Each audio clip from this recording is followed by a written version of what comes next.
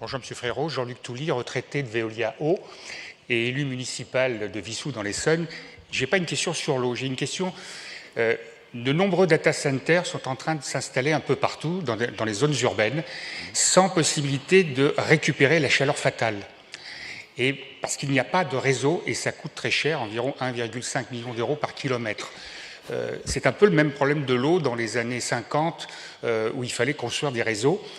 Comment financer ces réseaux et comment Veolia pourrait récupérer la chaleur fatale pour les réseaux qui n'existent pas, mais qui pourraient servir au chauffage urbain collectif. Je vous remercie. Estelle ? Oui, alors les data centers, vous avez raison, Monsieur Touly, de rappeler, alors ça consomme beaucoup d'énergie, en l'occurrence beaucoup d'électricité pour les refroidir, parce que ça chauffe tout seul, si je puis dire, un data center. Certaines estimations disent qu'à un moment donné, on va avoir 10% d'électricité mondiale qui sera consommée par des data centers. C'est déjà le cas à quelques endroits spécifiques dans le monde. Donc on a deux solutions chez Veolia, parce que vous savez qu'on parle de l'écologie des solutions sur les data centers. La première, c'est d'essayer d'apporter de l'électricité verte à ces data centers, et notamment on a un certain nombre de projets pour essayer de colocaliser des data centers pas loin des endroits où on sait produire de l'électricité verte. Par exemple, à côté d'une usine d'incinération ou d'une station d'épuration, ce serait pas complètement idiot. Et donc de tirer, si je puis dire, un câble, ce qu'on appelle le private wiring, presque directement entre les deux. Donc ça, c'est une première des solutions. La seconde, c'est une fois qu'ils ont chauffé, de ne pas laisser cette chaleur s'envoler comme ça, mais de la récupérer, effectivement, pour que cette chaleur dite fatale, gâchée, soit réutilisée pour autre chose. Ça peut être un réseau de chauffage urbain, ça peut être pour des usages industriels aussi. On a d'ailleurs un certain nombre de ces projets que je viens de citer, de mémoire en Australie, en Irlande notamment, où il y a beaucoup de data centers, et au Royaume-Uni. Et Jean-François est là, mais peut-être y en a-t-il que j'ignore en France, c'est possible. La ville de monsieur, dont M. Touly était élu, a peut-être un projet. Voilà, donc Jean-François, je t'engage, puisque tu es là, à aller vérifier si à Vissou, on ne pourrait pas faire quelque chose de particulier, en effet, dans l'Essonne. Et de façon générale, je crois que c'est un exemple typique, je disais dans mes propos, un réservoir de solutions à la Veolia sur l'énergie de 400 gigawatts. Rien que sur l'Europe. Hein. Et 400 gigawatts, il y a toutes sortes de choses gâchées dont on fait de l'énergie. Et l'exemple que vous venez citer est un exemple de ce qu'il peut y avoir dans ces 400 gigawatts que j'ai cités dans mes propos. Deuxième question. Vous savez qu'au CEDIF, donc le contrat vous avait été attribué récemment avec donc l'osmose inverse basse pression. Est-ce qu'au niveau français ou au niveau international, est-ce que ce procédé pour améliorer la qualité de l'eau pour la santé de la population va se développer? Parce que malheureusement, ça coûte un peu cher. Très intéressante question. Merci, monsieur Estelle. Alors, oui, alors l'osmose inverse basse pression, c'est assez génial parce que c'est à peu près comme du dessalement d'eau de mer. D'ailleurs, on a plein de références dans le dessalement d'eau de mer, mais ça s'arrête juste un petit peu avant pour laisser exactement ce qu'il faut de minéraux pour que l'eau soit potable, parce que si elle est complètement déminéralisée, elle ne le serait pas. Donc ça veut dire que ça traite non pas seulement les PFAS, mais aussi les résidus de pesticides, les perturbateurs endocriniens, les microplastiques, enfin tout ce qu'on peut imaginer de trouver sinon comme polluants émergents.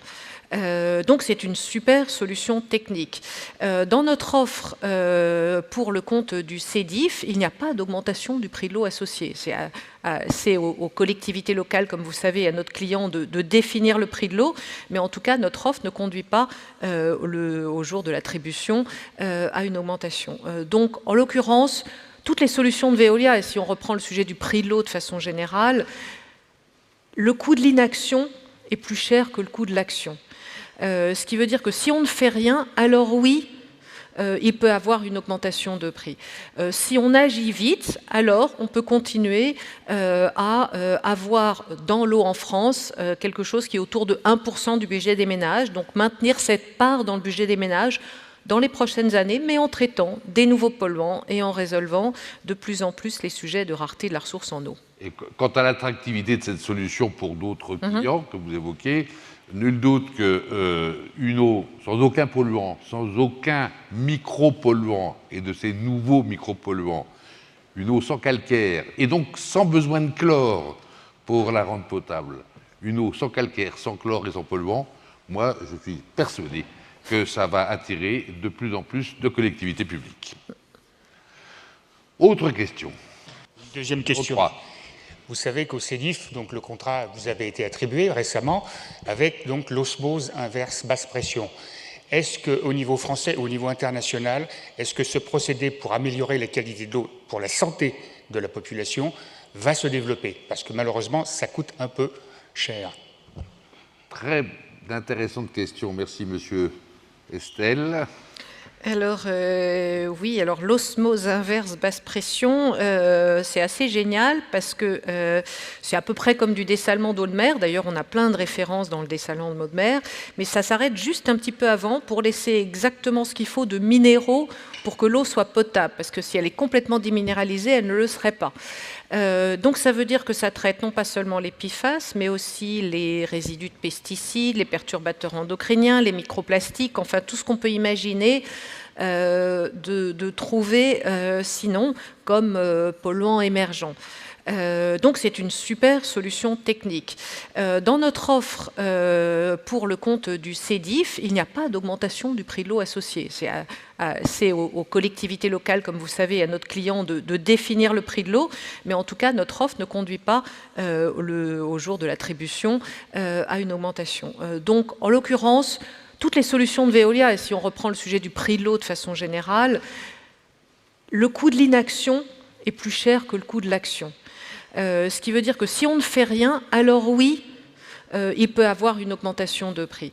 Si on agit vite, alors on peut continuer à avoir dans l'eau en France quelque chose qui est autour de 1% du budget des ménages, donc maintenir cette part dans le budget des ménages dans les prochaines années, mais en traitant des nouveaux polluants et en résolvant de plus en plus les sujets de rareté de la ressource en eau. Et quant à l'attractivité de cette solution pour d'autres clients que vous évoquez, nul doute qu'une eau sans aucun polluant, sans aucun micropolluant, et de ces nouveaux micropolluants, une eau sans calcaire, et donc sans besoin de chlore pour la rendre potable, une eau sans calcaire, sans chlore et sans polluant, moi je suis persuadé que ça va attirer de plus en plus de collectivités publiques.